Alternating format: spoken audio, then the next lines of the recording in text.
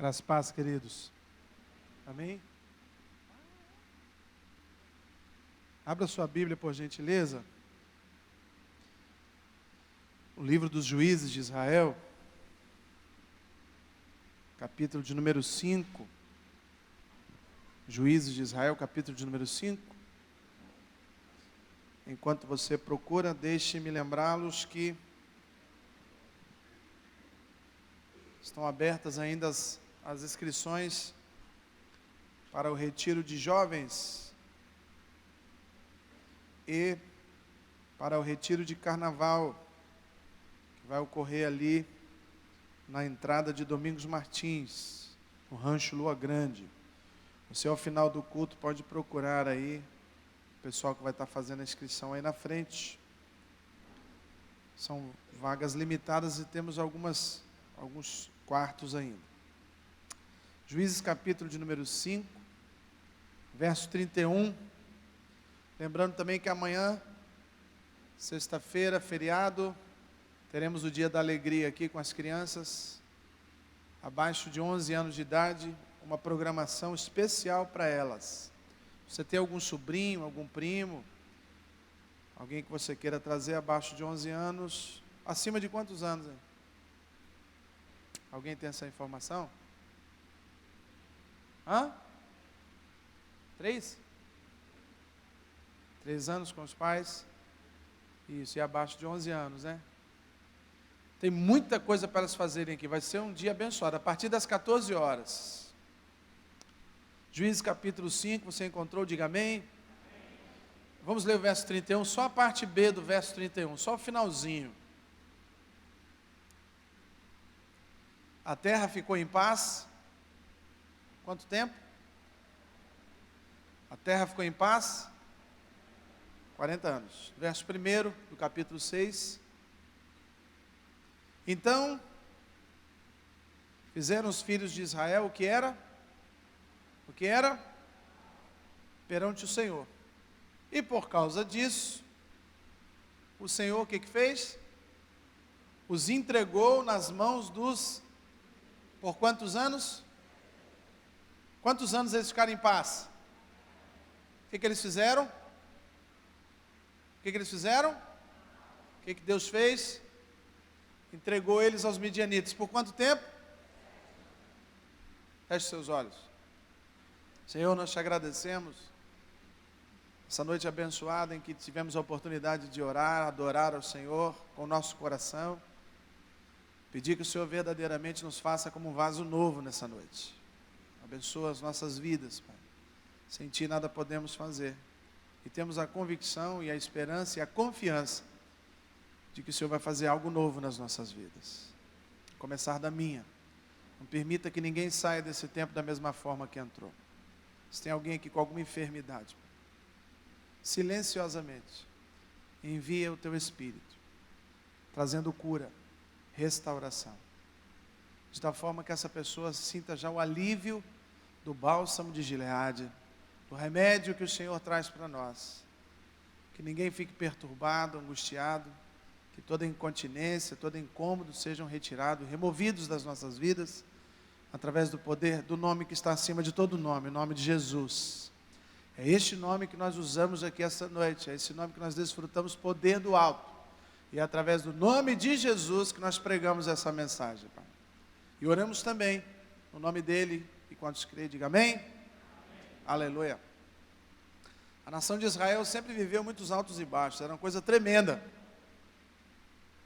Deus sempre tratando a nação de Israel, o povo hebreu, com cuidado, com zelo, ali protegendo, enviando nuvem durante o dia, enviando coluna de fogo durante a noite para eles não morrerem congelados, mandando maná, abrindo o mar, fendendo a rocha e fazendo com que ela minasse água, protegendo os seus inimigos, cuidando da vida do povo, colocando liderança para poder conduzir o povo a Canaã celestial.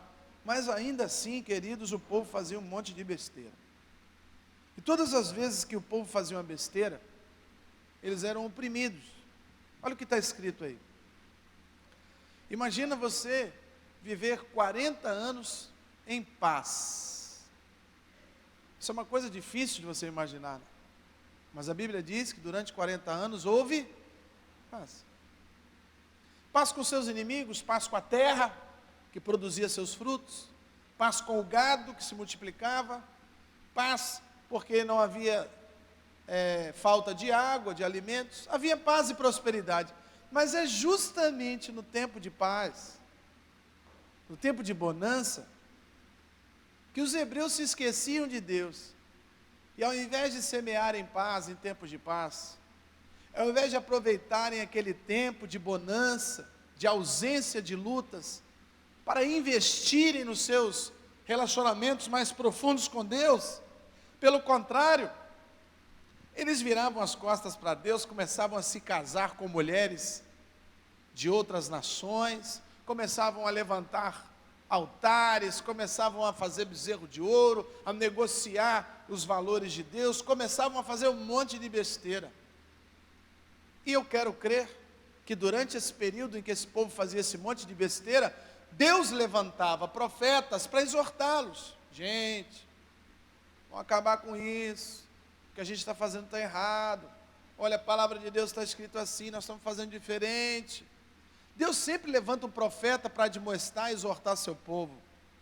Deus sempre levanta pessoas para nos ajudar a entender a vontade de Deus. O problema é que, quando nós estamos vivendo um período de tranquilidade, quando não há uma iminente guerra, quando não há uma ameaça visível, a gente não dá muito ouvido para profeta, a gente não dá muito ouvido para a palavra de Deus, a gente sequer tem vontade de estar num culto ouvindo uma ministração, numa campanha de oração, num grupo orando, a gente não quer saber disso, porque quando estamos em paz, a nossa carne, ela tende a ser alimentada, e aí ela começa a enviar para o nosso cérebro as suas demandas de consumismo, demandas de felicidade, demandas de viagens, demandas de alegria, demandas de festa, demandas de comemoração, demandas de jantares, almoços. A gente começa a demandar para a nossa mente, a gente começa a pedir, a nossa carne começa a desejar coisas que estão bem distantes de Deus. Não que isso seja errado, mas a gente passa a não se lembrar mais de Deus. E foi exatamente o que aconteceu com esse povo. E aí Deus só tem uma alternativa. Quando o povo dele está fazendo coisa errada, preste atenção, isso é sério. Quando o povo de Deus não está seguindo a linha de Deus, Deus envia os profetas. Se os profetas não conseguirem convencer o povo a voltar para os caminhos do Senhor, aí só tem uma alternativa. Deus envia os midianitas, Deus envia os filisteus, Deus envia a seca, Deus envia a praga. Mas Ele faz isso porque Ele é mau? Ele faz isso para punir? Não. Assim como o pai, quando o seu filho está fazendo algo que está em desacordo com a vontade daquele pai, daquele líder, e o pai precisa corrigir o seu filho, mas ele não deve corrigir o filho para descarregar a sua raiva. Ele corrige o filho para fazer com que o filho volte a andar no trilho, sim ou não? E o pai, ele vai tentando de tudo. Primeiro ele tenta conversar: meu filho, se você fizer isso, vai ser ruim para você, não faz não. Aí o moleque ignora. Aí ele dá uma ralhada mais forte: filho, se tu mexer com isso, eu vou ter que te dar um couro. Aí o moleque ignora. Aí ele vai aumentando a intensidade, ele dá um grito com o moleque: ô pai, sai daí! Se o moleque continuar, o que vai acontecer? Chinelinho, uma Havaiana 44, ou senão aquela torcidinha na orelha, aquele beliscozinho que você pega e faz assim, ó. Mas o pai faz isso por amor, sim ou não? Esse tipo de correção, que inclusive o nosso poder legislativo está querendo tirar dos pais o direito de meterem uma chinelada no bumbum da criança. Você aqui imagina que Deus fez um homem perfeito, cara, colocou nele uma almofada atrás, prontinha para receber ali uma chinelada, não causa dano algum, ou uma varinha, bem fininha, aquela de taquara, ou de goiaba, que não quebra de jeito nenhum. Na minha época era vara de amoreira, e o pior, meus pais faziam a gente tirar a vara. Vai lá e tira a vara, porque aí tinha que tirar a vara, tirar as folhinhas, e você ali, imagina você forjando o seu próprio cutelo, cara. E se escolhesse muito pequenininha, aí o pai ia lá e pegava uma maior. E aí eu já tinha pegado umas manhas, porque na amoreira, se ela for muito grossa, ela não faz curva, ela quebra. Pegava aquele tarugão assim, ó. A primeira doía muito, irmão, porque era igual bater com cabo de vassoura. Mas aí batia, a primeira ela já quebrava, aí sabe como é que é, né? Sacumé. Mas escute, os nossos pais, e nós enquanto pais, fazemos isso por amor, sim ou não? Mas a gente tenta, da melhor forma primeiro, uma conversa, um somebody love, sim ou não? Mas eles ouvem? Raramente, né? Deus é assim conosco. Você vai num culto e sai assim, Deus falou comigo. Mas não adianta só Deus falar. Você tem que falar assim, Deus falou comigo e eu vou obedecer.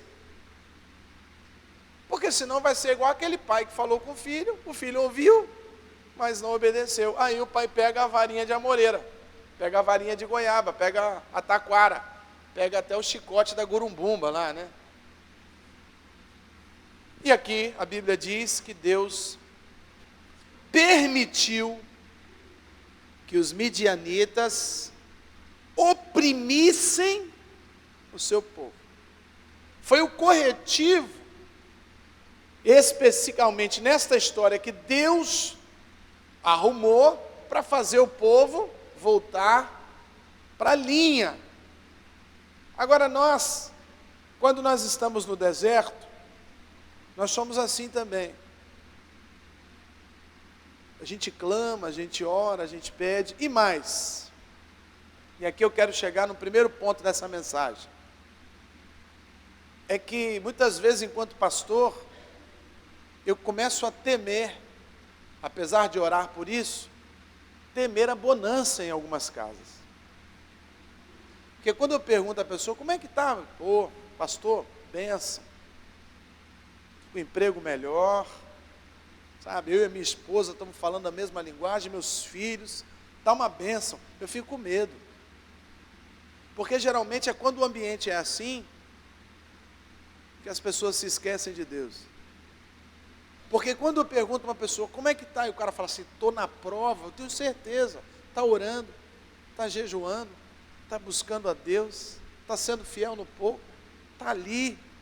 Mas quando fala, está tudo bem, significa, não vamos para a igreja essa semana não. Não vamos trabalhar não. Não vamos, está tão bom aqui em casa, vamos fazer. Aí a gente começa a se desviar. É um desvio prazeroso. E aí Deus fica lá de cima assim, gente.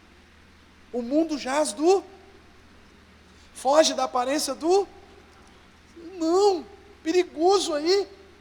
Aí o cara está na boa, está com a esposa, está com o filho, está lá com aquele dinheirinho no banco.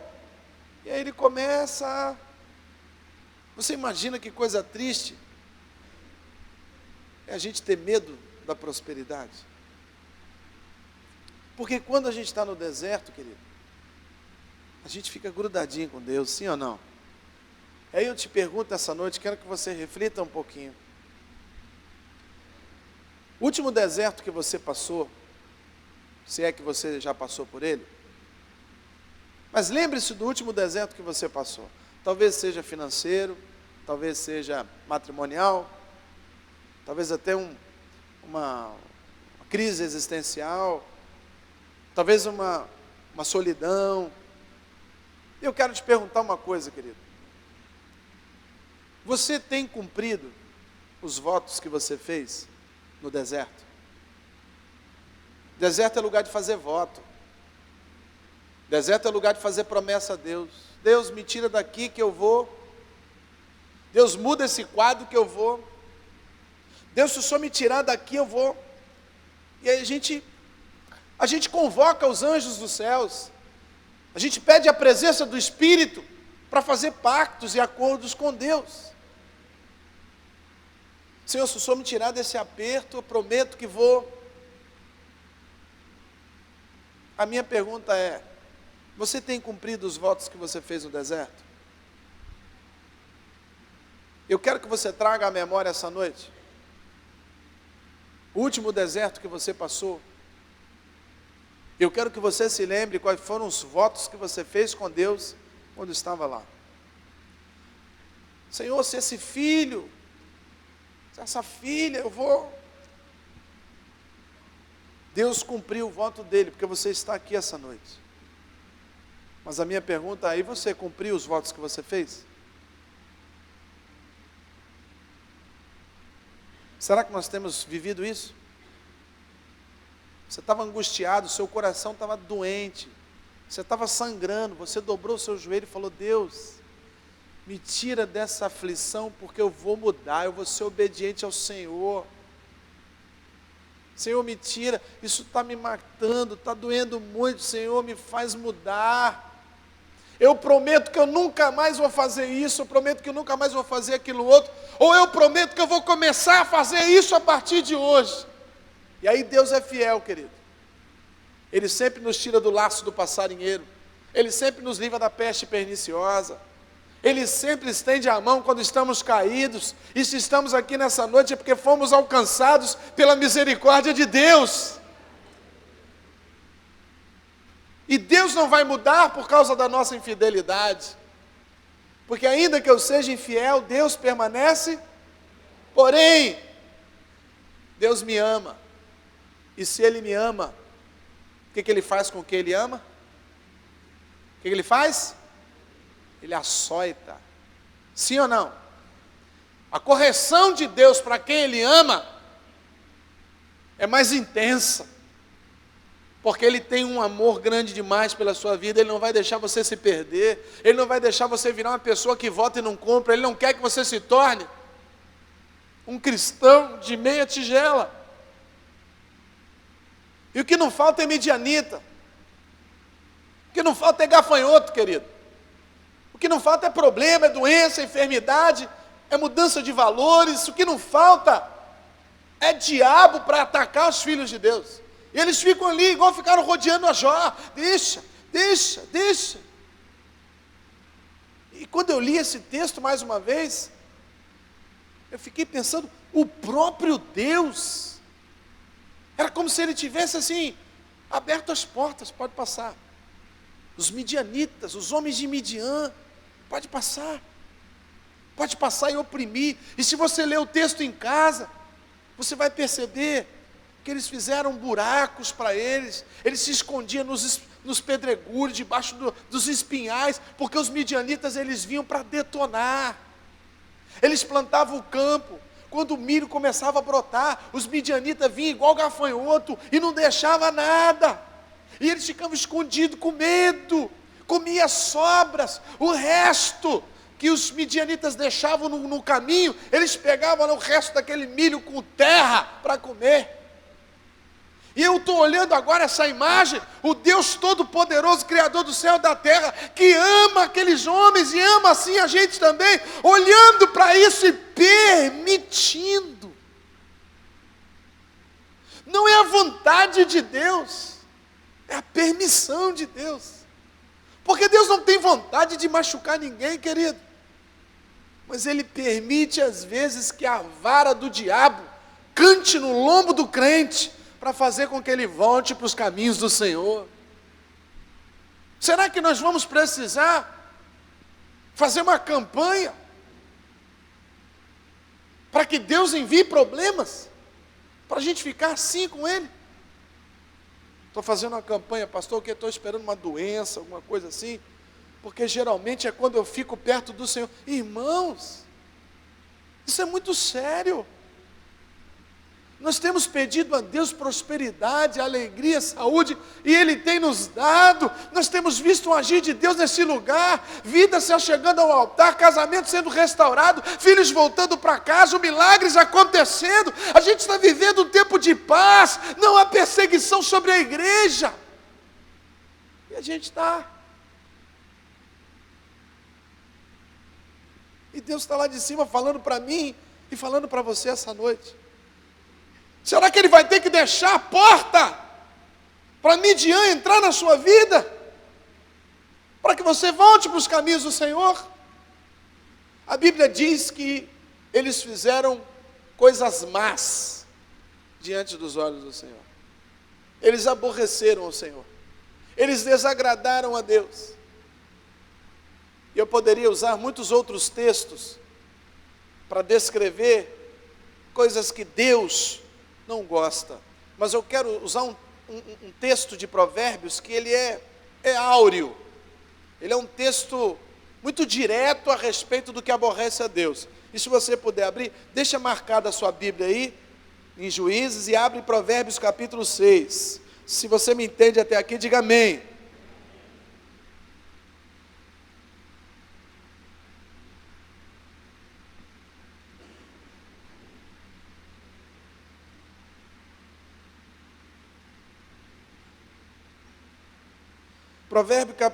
Provérbios capítulo 6, verso 16.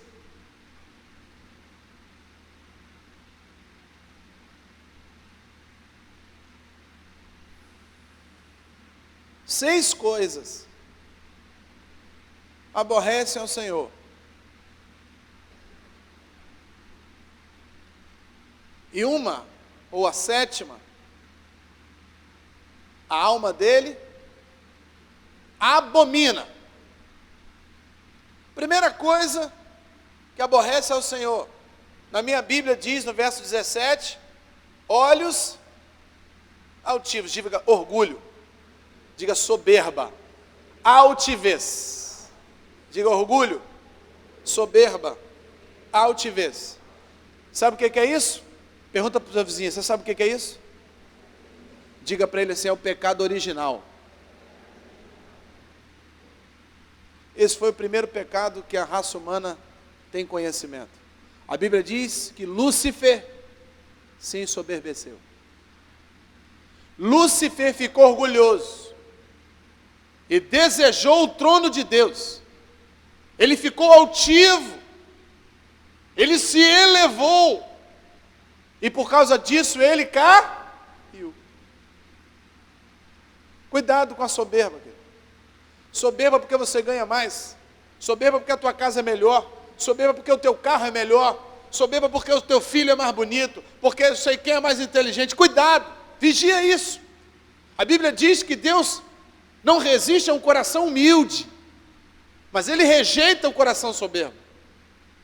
Diga, Deus não gosta de soberbos. A segunda coisa é língua mentir. Primeiro, é o pecado original. O segundo, é a cria do capiroto. Sim ou não? João capítulo 8, verso 44 diz que o diabo é pai. Deus não gosta de mentira. Agora, escute, quem é aqui que tem mais de um filho? Levante a mão. Ok. Naturalmente, você tem dois filhos, um é menor e o outro é maior, se ainda estão na fase de crescimento. Aí eu pergunto para você, pai e mãe, que tem um filho ainda pequeno e um outro maior, qual você ama mais? Qual tem mais valor para você? Tem diferença? Tem diferença? Então escuta. Filha pequena, diga, filha pequena, filha grande. As duas são filhas. Então diga, mentira pequena, mentira grande. As duas são filhas.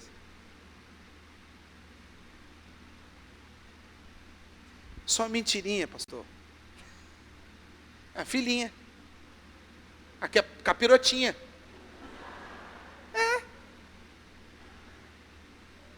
Lá em casa as grandes não entram não, pastor. Só as pequenininhas. A Bíblia diz, cuidado com as raposas grandes. Com quais? Por quê? Porque a raposa grande não passa na cerca, mas a raposinha pequena passa por baixo. Diga, filha pequena, filha grande. Todas duas são filhas. Deus abomina as filhas do diabo, amém? Cuidado com a mentira, querido. Não existe mentira do bem. Não existe mentira para o bem. Não existe. Ou é mentira ou é verdade.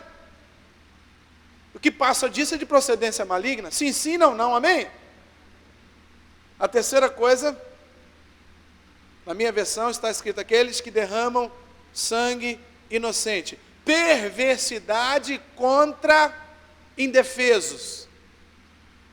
Anciãos, pais já velhinhos, que são destratados. Pastor, mas eu nunca bati no meu pai. Não, não, não. Ele está velhinho, ele mora lá no interior, só não ligo para ele. Só não falo com ele tem 2 anos. Mas eu amo muito meu pai. Você ama nada, você está fazendo mal para ele. Você não está cuidando dele. Você não está expressando amor. Perversidade contra inocentes, contra crianças, contra deficientes, contra pessoas menores, lá no seu trabalho, exploração de pessoas incapazes. Deus abomina isso também. Quarta coisa, na minha versão diz, coração que trama projetos o quê? Na minha versão diz iníquos. Aqui vai uma informação pertinente e importante, escute. Sabe o que é iniquidade? A iniquidade é a capacidade que o homem tem de pecar sem sentir remorso. É aquele cara que peca com aquela cara lavada, né, que a gente diz. Porque tem aquele tipo de pecado que você comete tentando esconder do fundo. É filho do capiroto. Mas escute, o iníquo é aquele que diz que o pecado não é pecado mais. E a Bíblia diz, ai daquele que chama o mal de bem. Ai daquele que chama o mal de bem. Ai daquele que distorce os valores de Deus. Ai daquele que diz que o que Deus abomina e coloca como pecado, ele chama de coisa natural. E cuidado, existe um movimento grande dentro das igrejas para mundanizar os preceitos de Deus. É a história do nada a ver, já ouviu? Isso não tem nada a ver. Isso não tem nada, pastor, isso não tem nada a ver não, cara. Foi quem que criou isso? Ah, isso foi o homem, isso foi o mundo, isso foi o diabo, mas hoje não tem nada a ver. Como que não tem nada a ver? Se é uma questão cultural, pode ser que não tem nada a ver, mas se é alguma questão doutrinária, bíblica, tem a ver sim. Só que o iníquo, ele passa a pecar e defender aquilo como verdade. Ele, não, isso não é pecado não. Não, isso não é pecado mais. Já foi nos tempos de Jesus, agora não é pecado mais. E a gente tem que ter um cuidado muito grande para que a iniquidade não congele o nosso coração. Quantas pessoas que você conhece, que todo mês elas fazem algo errado e elas reincidem no mesmo problema. Você encontra ela no ano, ela está com 50 cheques sem fundo. Aí é o pai, né, ou a mãe, ou o marido, faz um empréstimo e resolve. Você encontra ela daí 2 anos de novo, ela está com o nome negativado de novo. Chorando, geralmente. Eu estou arrependido. Queria fazer isso, me ajuda. Você ajuda. Aí no outro ano você vai ver, ela está lá de novo. Você vai na casa da pessoa, ela às vezes não tem nem o que comer, mas tem uma televisão de 68 polegadas. Às vezes não tem nem energia, mas a televisão está lá. Ele não tem dinheiro para pagar nem um pré-pago de 35 reais, mas o celular dele é desse tamanho. É reincidente. Está sempre caindo no mesmo erro. O que aconteceu com essa pessoa? Aquele pecado para ela já não é mais pecado. Então ela se tornou iníqua. E a Bíblia diz, ai daqueles que fazem projetos de iniquidade. Ou seja, a iniquidade é um processo que você pensa para pecar. Você fala assim, não, isso não é pecado. Você analisa e fala, não, isso não é pecado. E você começa a cometer pecados, e até que você já não sente mais que é pecado. A mentira começa assim. Primeiro dia que você falou uma mentira, você passou mal, você orou a Deus até de madrugada, você perdeu o sono, você chorou, falou para uma pessoa, aí depois de um tempo mentiu de novo, aí ficou triste, deu dor no estômago, depois mentiu de novo, aí só ficou triste.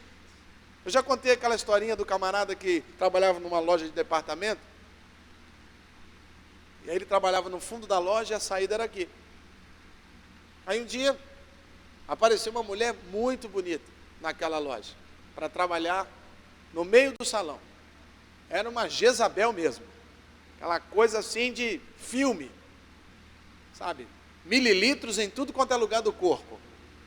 Era uma mulher quase de plástico, de silicone na verdade.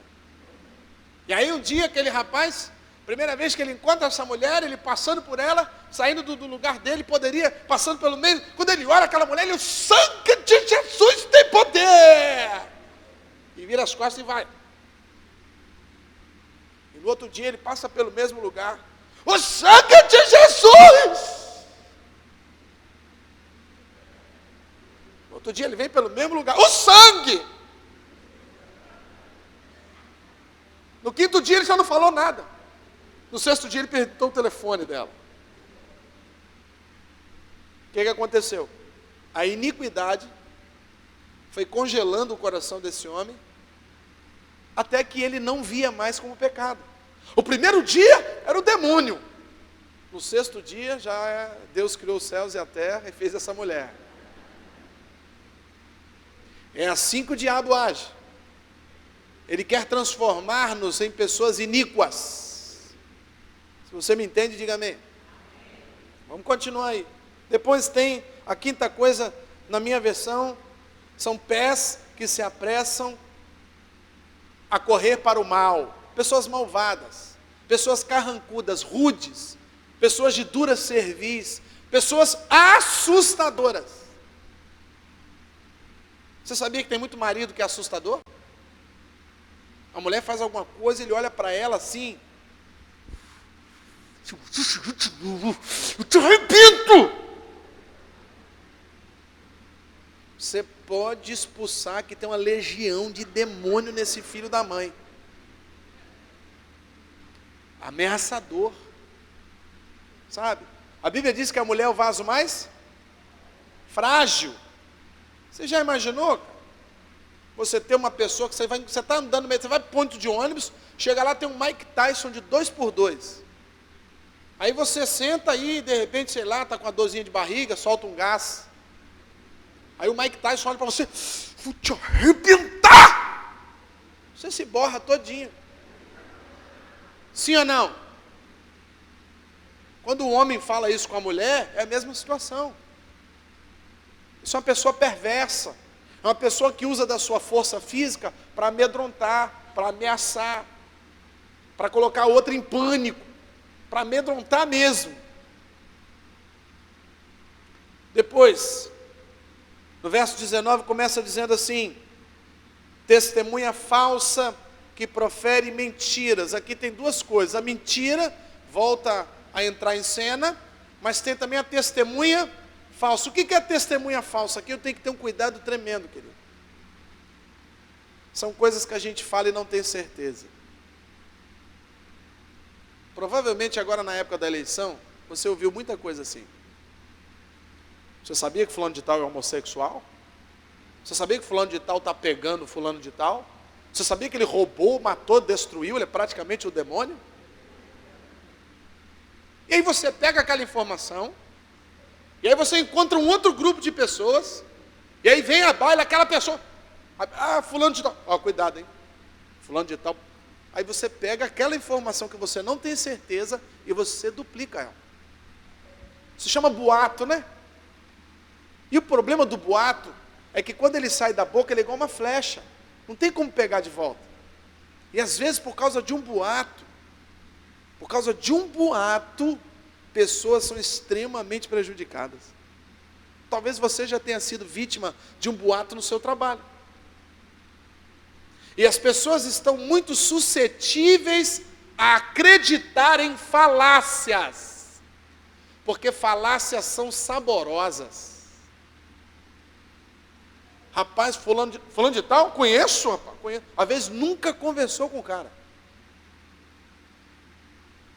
Conheço? Ih, isso não presta não. Isso é bandido ordinário, vagabundo. Nunca falou com o cara. Nem viu o cara. Não sabe diretamente de nada que o cara tenha feito. Ouviu falar, sabe esse negócio de ouvir falar? Isso me irrita profundamente. Pastor, estão dizendo aí, ó. Devem ser fantasmas que estão dizendo. Estão por aí. Mas quem está dizendo isso? Dizem. Uma coisa meio mística, né, cara? Parece uma coisa assim meio metafísica. Aquela coisa meio de fantasmas, né? Espectral. Dizem. Não, isso é falso testemunho. Rapaz, estão falando, rapaz, não conheço fulano. Aquele da televisão, rapaz, eu já vi na televisão, mas não sei nem o nome dele. Sei o nome do personagem que ele fez no filme, mas não sei quem ele é. Aquele político. Rapaz, Lula, alguém que já falou com Lula? Alguém aqui já comeu uma coxinha com Lula? Tomou uma cachaça com ele? Não, nem eu. Mas tem gente que Lula, isso. Eu vou para o outro lado, lá, sei lá, o Fernando Henrique, eu não estou defendendo Lula, não. Alguém aqui já comeu uma coxinha com o Fernando Henrique? Alguém já foi numa aula de Fernando Henrique? Fernando Henrique, ih, ladrão, roubou. Você não sabe disso, cara. Isso é conversa fiada. E como o crente gosta de falar dos outros, meu, a boca chega e fica... A língua presa lá dentro, querendo sair assim... Aqui, ó, falso testemunho, que a gente imagina o seguinte: pastor, eu não falo falso testemunho, quando eu estou na frente do juiz eu falo a verdade. Mas não é, é no dia a dia. No dia a dia. Será que no dia a dia, quando eu estou vivendo paz e prosperidade, eu não dou umas marretadas na galera aí? Eu não falo que fulano é isso, fulano é aquilo outro, e eu não conheço a pessoa. Não conheço. Ou pior, alguém falou para mim daquela pessoa, mas não sei quem é essa pessoa. Eu não sei se essa pessoa, ela é digna de confiar, mas você ouve aquilo e já começa, o quê? Não está sabendo, não? E aí, naturalmente, dá aquela engordada na informação, entendeu? Dá aquela calibrada na informação e pá! E às vezes a pessoa está do lado de lá, não está nem sabendo disso. Isso é falso testemunho, isso é levantar falso testemunho. Isso Deus aborrece, Deus. Aborrece o teu irmão e aborrece muito mais a Deus. Será que nós não estamos aborrecendo a Deus porque estamos vivendo uma... Porque, querido, quando você está lá embaixo no sapatinho, sabe, comendo ovo frito, vendendo almoço para comer na janta, achando moedinha de 5 centavos no chão, parando o carro para pegar. Sabe, quando está estreito, você não quer nem saber da vida dos outros, você só quer saber de Deus. Você está com um filho enfermo, no leito de um hospital, você não sabe nem o que está acontecendo na televisão. Agora, quando está tudo paz e prosperidade, é ver o balacobaco. Quando você está angustiado, você não consegue nem prestar atenção num filme, sim ou não? Mas quando você está liga a televisão e bota no balacobaco do telecoteco do ziriguidum e vai até, porque a mente está tranquila, tem paz, Deus está protegendo a sua vida. Agora deixa você viver um estreito, vamos orar mais, vamos tirar mais um tempo de jejum, para Deus nos tirar desse poço. Então eu percebo, queridos, que nós somos muito mais crentes quando o midianita está dentro da nossa terra. A gente é muito mais fiel a Deus quando o midianita está cafungando no cangote. A gente é muito mais sério, a gente ora mais, a gente medita mais, a gente abençoa mais pessoas quando nós estamos sofrendo. Escuta, isso é sério. O sofrimento nos aproxima de Deus.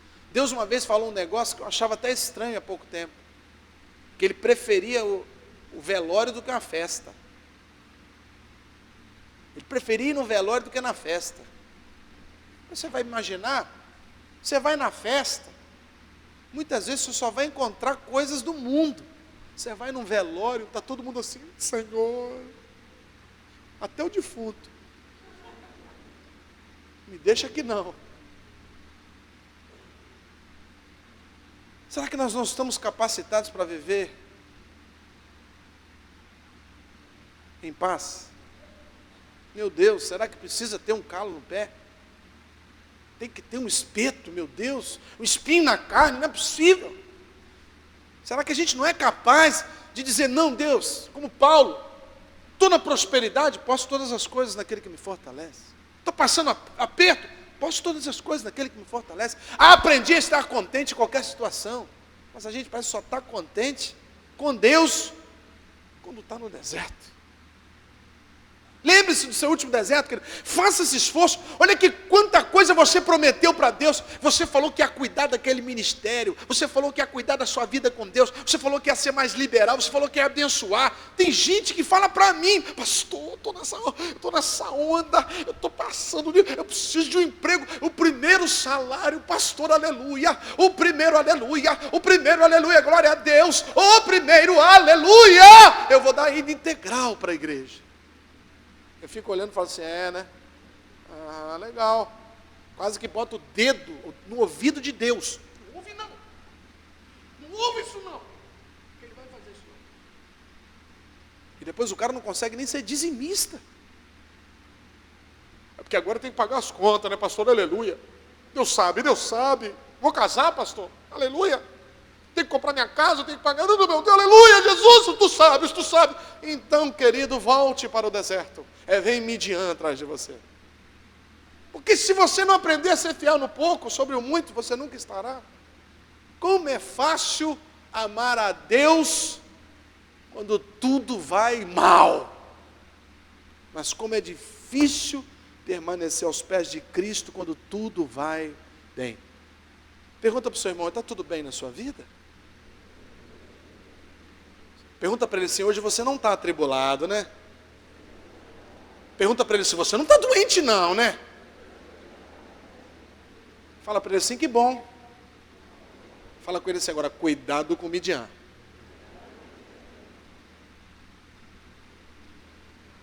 E por último, a sétima coisa, que Deus não só fica aborrecido, mas Ele colocou em relevo. A sétima coisa, Deus abomina. É o adultério. É o homossexualismo. É você tomar cachaça. Fumar um Hollywood verdinho. Deus abomina então que você chute a cruz. Que você cuspa no santo. Deus abomina quando você não vai na EBD. O que Deus abomina? Quem divide a igreja. Quem divide o grupo. Quem cria contenda. Quem lança palavra torta. Quem coloca irmão contra irmão. Pô, o irmão fez isso comigo. Esse irmão é assim mesmo. Já fez comigo também. Vamos orar para Deus levar ele, né?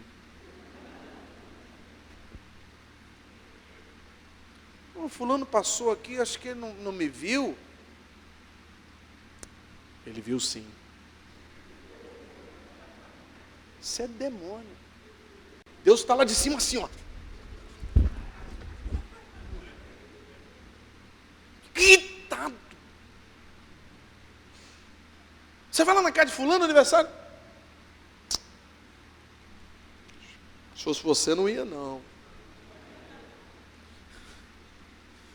Imagino Deus lá no alto céus olhando para esse homem, para essa mulher, para esse jovem que tem lábios como a serpente, destila veneno, separa, cria rebelião, cria divisão, fala mal do irmão, julga, executa julgamento, disfarça, usa máscara, é hipócrita. 6 coisas o Senhor aborrece, mas a 7ª ele contenda. Fique atento, querido, não permita que o diabo use a sua boca para criar uma abominação para Deus através da sua vida. Diga, eu sou santo, separado, abençoador. Diga, o diabo não vai me usar para irritar, para fazer coisas abomináveis para o meu Deus.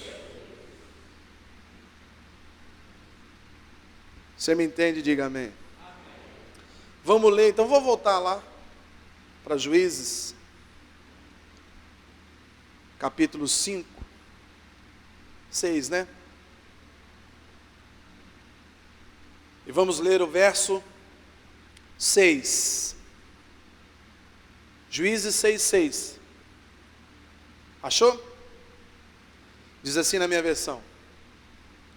Assim, né, sendo oprimido, Israel ficou muito com a presença de quem? Então, os filhos de Israel fizeram o quê? Clamaram, chamaram, suplicaram a Deus. Sabe por quê, querido? Mesmo quando eu aborreço a Deus, mesmo quando eu abomino, mesmo quando eu tiro quase Deus do sério, ainda assim, quando eu clamo, Ele usa de misericórdia. E é por isso que nós estamos aqui essa noite. Senão já teríamos sido há muito tempo consumidos. Você entende isso? Diga amém. Se você clamar ao Senhor, fique tranquilo, Ele vai enviar o escape. Amém? Vamos ler agora, verso 11 e 12. Então, veio o anjo do Senhor, assentou-se debaixo do carvalho que está em Ofra, que pertencia a Joás, o Abiesrita. E Gideão, seu filho, estava malhando ou pandejando, né, em algumas versões, o trigo, aonde? Aonde? Para pô-lo a salvo dos... Algumas coisas importantes a respeito desse texto. Primeiro, apesar de estar vivendo uma situação de opressão, Deus disse para Gideão que ele era com ele. Deus nunca te deixou. Mesmo nos momentos em que você não ouvia Deus, Deus estava contigo. Mesmo nos momentos em que você quase tirou a sua própria vida, Deus estava do teu lado e evitou esse mal. Deus nunca nos deixa, querido. Apesar das nossas falhas, Deus é conosco. Fala para o teu vizinho aí, Deus é contigo. Deus fala com Gideão assim, Gideão, homem valente. Talvez se ele dissesse, Gideão valente, não seria tão verdadeiro. Mas ele diz, Gideão, homem valente. Antes de ser valente, ele era o quê? Sabe o que Deus está falando para mim e para você? Que Ele escolheu, querido, a mim e a você, homens limitados, cheios de dificuldades, cheios de incapacidades, para que nós sejamos os porta-vozes da libertação que Deus vai operar nas nossas famílias. Gideão era de uma tribo pequena de Manassés, uma tribuzinha miúda. Ele diz, eu sou lá tem parente de Benjamim, tem parente de Manassés, minha casa é a menor da tribo, e da minha casa eu sou o menor. Gideão estava falando para Deus, Deus, o Senhor precisa libertar esse povo, mas não através da minha vida, porque eu sou muito pequenininho. Mas Deus falou com ele, eu sou contigo, querido. Você é homem, limitado, mas você é valente porque eu estou contigo. Deus te trouxe aqui hoje para dizer que o responsável pelas orações, pela busca, não é quem está lá fora, é você que está aqui dentro. Deus quer usar você. Mas pastor, tem gente muito melhor na minha família. Pastor, na minha família tem pastores, tem presbíteros, tem diáconos, tem ungidos, tem o que você quiser. Mas quem está aqui dentro dessa igreja hoje é você. Você é o Gideão que Deus escolheu. Não tem como. Porque se Deus tivesse escolhido outro, ele estaria aqui. Deus escolheu você. Fala para o teu vizinho aí, Deus escolheu você. Fala para ele assim, a farinha pode ser pouca, mas não vai faltar na sua panela. Agora escute que coisa tremenda. Aonde ele estava batendo trigo? Lagar é lugar de trigo? É lugar de quê? De pisar? Mas por que ele estava no lagar?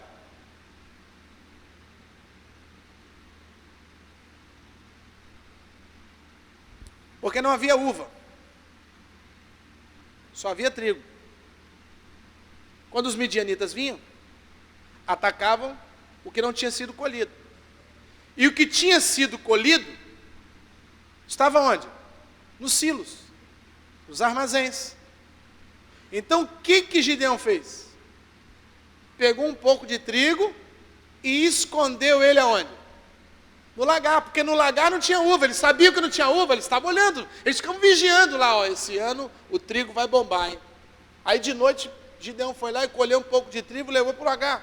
No outro dia eles vieram para poder pegar o trigo, foram no campo, pegaram o que estava no campo, pegaram o que estava no silo, mas não pegaram o que estava com Gideão. Sabe por quê, queridos? Gideão prezava por proteger a sua família. Escuta você que está me ouvindo, a sua família aqui na terra é o seu maior ministério, não é o ministério que você tem numa igreja. O seu primeiro ministério marido, é a sua esposa. O seu primeiro ministério, esposa, é o seu marido. E o primeiro ministério de vocês dois juntos são seus filhos. A igreja vem em terceiro lugar. A família estava toda oprimida. Gideão poderia ter ficado chorando em casa, mas ele pegou o trigo, se arriscou e foi pandejar o trigo lá no lagar. Esforço. Ele fez mais do que os outros esperavam. E quando Deus fala com ele do seu chamado, ele começa a enumerar a sua família. Apesar de ser uma pessoa fraca, frágil, Gideão era um homem que tinha valores familiares. E Deus, quando Ele olha para mim e para você hoje, Ele não procura pessoas cultas. Ele não procura pessoas capacitadas culturalmente ou financeiramente. Ele procura pessoas que valorizam a família. Se você não valoriza a família que você tem, você vai valorizar o quê, cara? A igreja? Um monte de irmão que você nem conhece? Pessoa que você não sabe nem o sobrenome? Pastor, eu quero cuidar das ovelhas do Senhor. E da sua família, está cuidando? Não! Então das ovelhas você não vai cuidar também. Quem não cuida da sua família, não cuida das ovelhas do Senhor. E quando eu falo cuidar, não significa ser condescendente com o pecado. Pelo contrário, às vezes o cuidado é com a vara. Porque a vara e o cajado que consola. Você entende isso? Diga amém. Diga, minha família é o meu maior patrimônio nessa terra. Diga, é melhor, mais importante, mais precioso do que tudo que esse mundo pode me dar.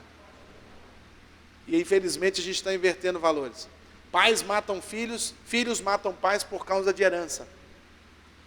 Maridos matam as mulheres por causa de ciúme, por causa de dinheiro, por causa de não sei o quê. A vida perdeu o valor. Mas nós somos chamados nessa geração para fazer a diferença. E se você não aprender a valorizar a sua família, você nunca vai estar trabalhando para Deus na direção de Deus. Gideão, pois não, Senhor, eu vou usar você. Não posso. Mas o que tu está fazendo aí? Estou tentando salvar um pouco de trigo para alimentar minha família. É você mesmo que eu vou usar, Gideão. Fala para 2 ou 3 aí, Deus vai usar você. Verso 17. Vamos ler a partir do verso 14. Então se virou o Senhor para ele e disse: vai nessa tua força, livra Israel da mão dos medianitas, porventura não te enviei eu? E ele lhe disse: Senhor meu, com que livrarei Israel? Eis que a minha família é a mais pobre de Manassés, e eu, o menor da casa de meu pai. Tornou-lhe o Senhor: já que estou contigo, ferirás os medianitas como se fosse um só homem. Ele respondeu: se agora achei favor, mercê, diante dos teus olhos, dai-me um sinal de que és tu, Senhor, que estás a me falar. Escute, para a gente encerrar. Aprenda a fazer prova com Deus. Não é provar Deus. Ninguém pode provar Deus. Mas eu posso fazer prova se aquela decisão que eu quero tomar está de acordo com a vontade de Deus. Ele estava cansado, sem comer, oprimido, desequilibrado emocionalmente por causa dos ataques. De repente um anjo aparece para ele e fala assim: eu vou usar você para libertar todo esse povo. Ele poderia pensar que estava delirando. A vontade dele era libertar o povo, mas ele falou: não, calma aí, será que é Deus mesmo? E aí ele pede para o anjo esperar ele ali debaixo da sombra, e fala assim: eu vou lá dentro fazer um bolo de carneiro, um guisadinho, você espera aí. Foi lá dentro, ficou lá umas 2, 3 horas, voltou, quem estava lá na árvore?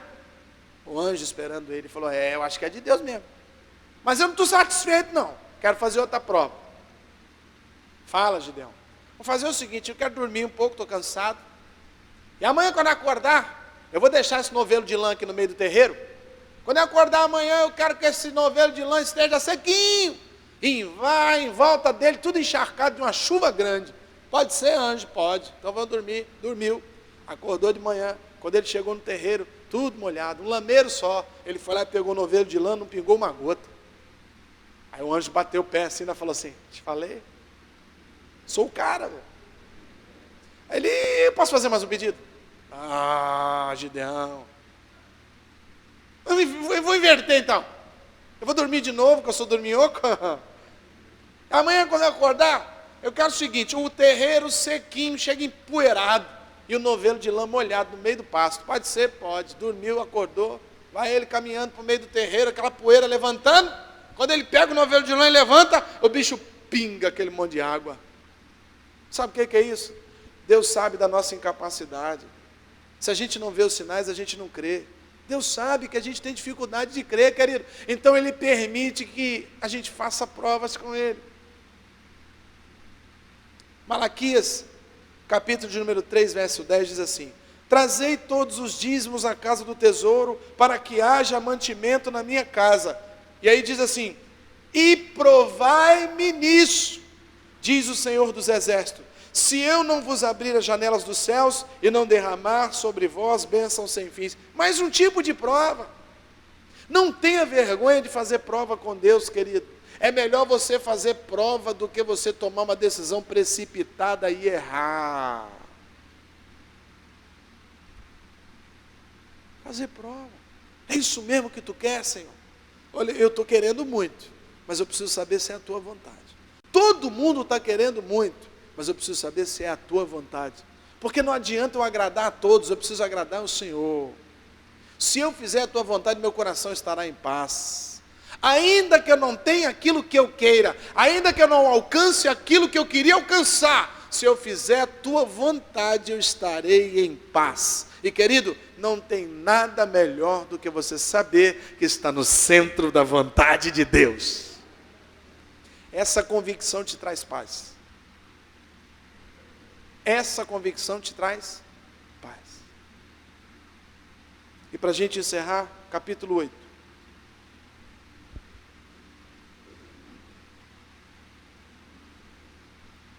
Verso 22.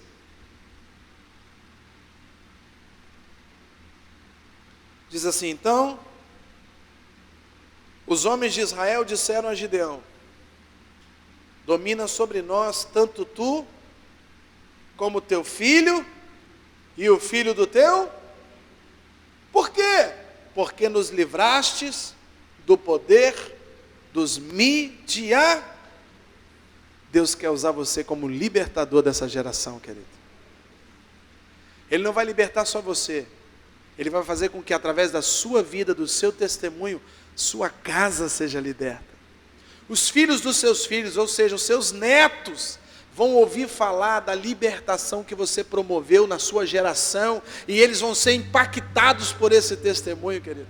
Ei, apruma a sua vida com Deus.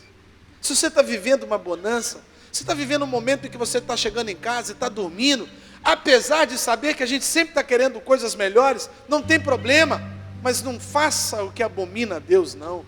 Cumpre os seus votos, querido, seja fiel a Deus, não é fiel a pastor, não é fiel à igreja, não é fiel aos outros, não é fiel a Deus, porque quem não é fiel a Deus vai ser fiel a quem? A quem? Às vezes eu vejo casais que passam por problemas de infidelidade. E naturalmente aquele que foi traído fica muito ferido, fica desconfiado. É normal isso. Abriu-se uma ferida, quebrou-se uma aliança. Mas quando eu tenho a oportunidade de ministrar esse casal, eu não dou dicas para eles ficarem tentando mostrar um ao outro que mudou, não. Eu só digo para eles o seguinte: restaura o altar com Deus. Porque quando o teu cônjuge vê que você está bem com Deus, ele vai confiar em você. Mas enquanto o seu cônjuge não vê que você tem uma vida de oração com Deus, ele não vai confiar em você nunca, querido, nunca. A alegria de um casamento estável e feliz não é porque os dois são bonzinhos, não é porque os dois estão imunes à infidelidade, não é porque os dois não são atraídos pelo mundo, não. Isso é uma mentira. O ajuste familiar de um casamento, de uma família, vem quando os dois estão ligados no trono da graça de Deus. Porque quando eu sou fiel a Deus, eu estou cumprindo todos os mandamentos. Quando eu estou sendo fiel a Deus, Deus derrama amor sobre a minha vida. Quando eu sou fiel a Deus, eu estou nutrido e saciado. A minha alma foi dessedentada pela glória, pela graça de Deus. E nós não precisamos então do mundo para podermos ser felizes. Pelo contrário, eu tenho felicidade que Deus me dá e eu posso distribuir com aqueles que andam comigo.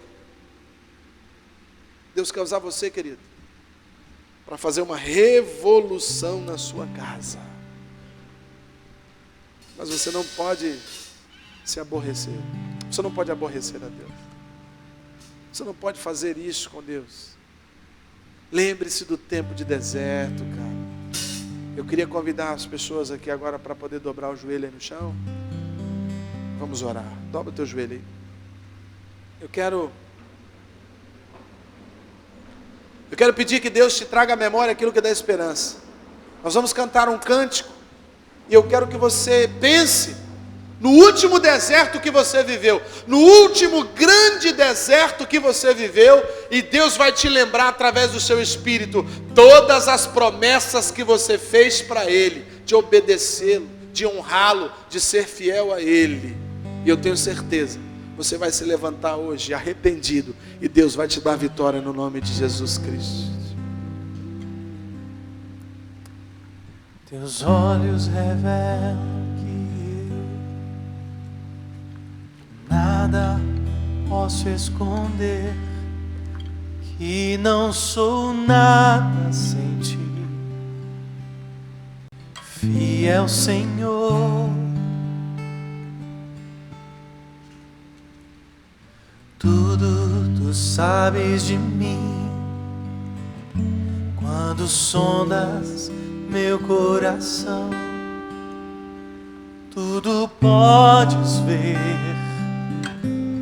Bem dentro de mim. Leva minha vida Oh, Deus. a uma só verdade. Pois quando me sondas, nada posso esconder. Sei que a tua fidelidade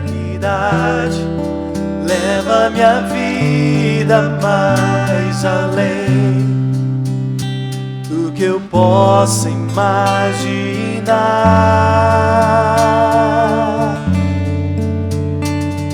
Sei que não posso negar quando tu olhas para mim, me enches da tua paz.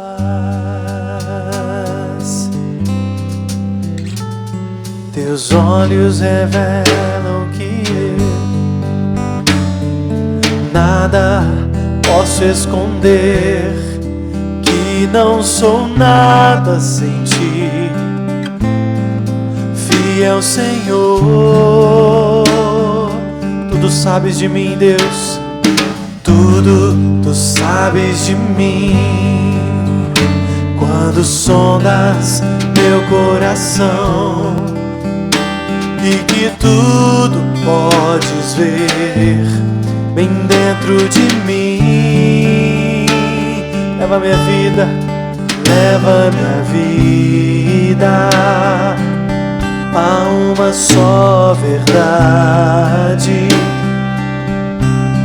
Pois quando me sondas, nada posso esconder. Sei que a tua fidelidade leva minha vida mais além do que eu possa imaginar.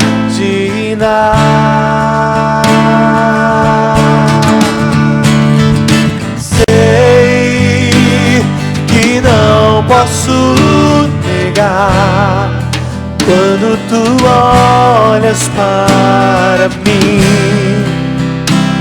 me enches da tua paz. Sei que a tua fidelidade leva minha vida mais além do que eu possa imaginar. Sei que não posso negar quando tu olhas para mim, me enches da tua paz. Quando tu olhas para mim, me enches da tua paz. Quando tu olhas para mim, me enches da tua paz. Em nome de Jesus. Eu sei, meu Pai, que nós nos distraímos, priorizamos coisas desse mundo, porque não sentimos muitas vezes a sede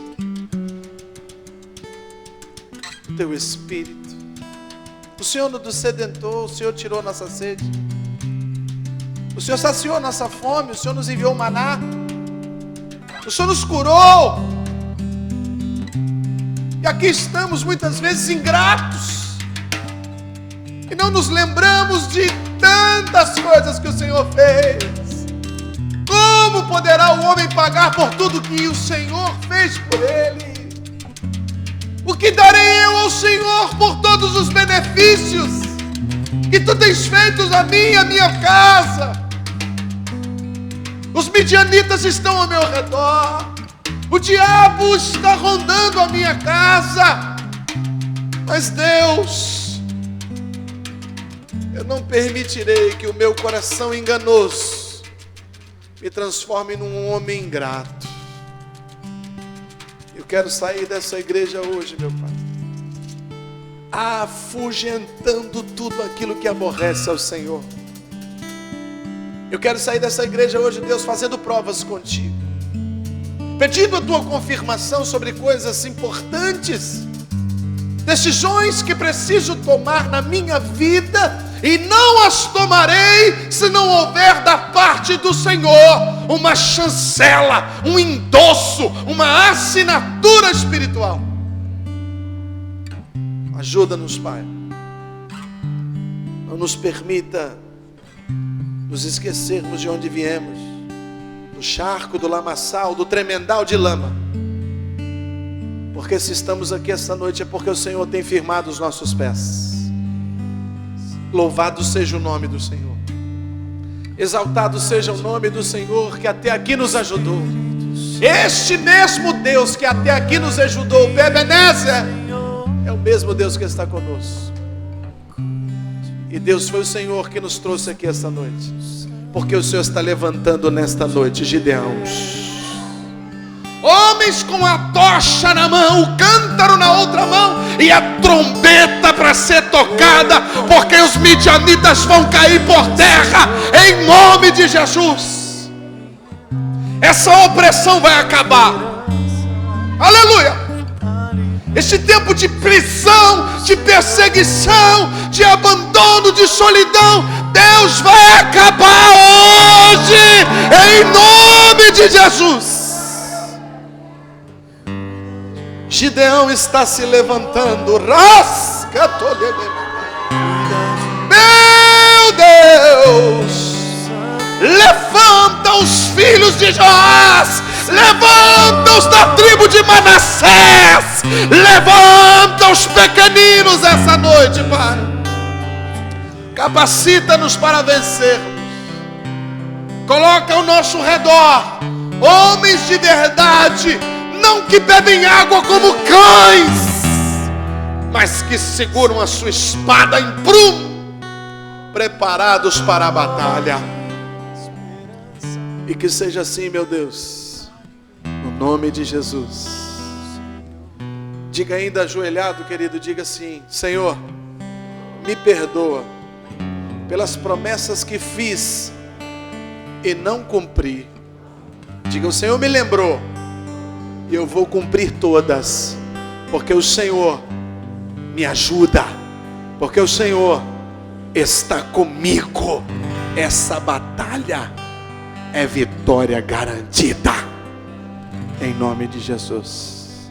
Amém. Aleluia. Aleluia. Pode ficar de pé, querido.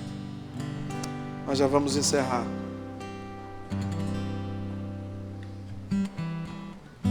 Dá a mão para quem está do teu lado aí.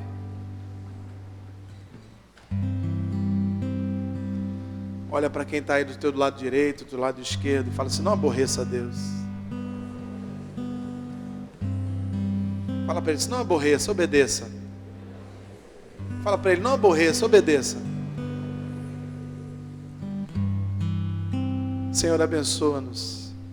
Faz-nos nessa noite como como o corpo de Cristo, vitorioso, forte, poderoso, formado por membros limitados, mas quando nos ajuntamos, nos transformamos na noiva poderosa do Senhor. Que eu seja uma bênção na vida do meu irmão seja uma bênção na minha vida. Tira dos meus lábios, Deus, a iniquidade, a palavra torpe, falso testemunho, a mentira. Me livra, Deus, desse mal, porque isso não procede do Senhor. Se não sei, não vou confirmar. Se não posso ir, direi que não irei. Não me permita ter lábios impuros, meu Deus. Lava-me nesta noite com o teu sangue, me purifica de todos os meus delitos e me faça sair dessa igreja, Deus, alvo como a neve. Que a tua graça seja sobre nós, meu Pai. Que o seu doce Espírito nos capacite e esteja conosco. que a comunhão santa do Senhor e as doces consolações do Espírito caiam sobre nós como a chuva seródia, não somente hoje, mas para todos sempre. E só quem crê, diga amém. Dá um abraço apertado no seu irmão, diga para ele: Deus te abençoe no nome de Jesus. Valente Gideão, Deus te abençoe no nome de Jesus. Eu sinto falta da tua voz, me chamando pra entrar.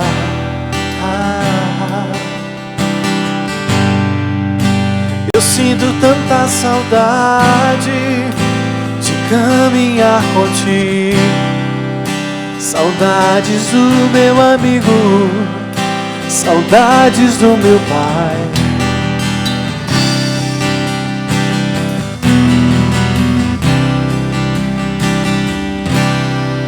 Pai, eu sei que eu não mereço mais, não tenho pra onde ir.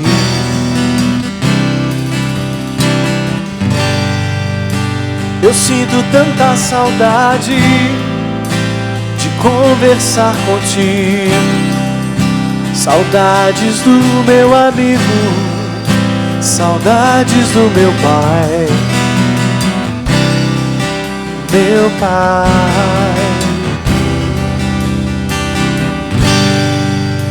mas eu vou voltar.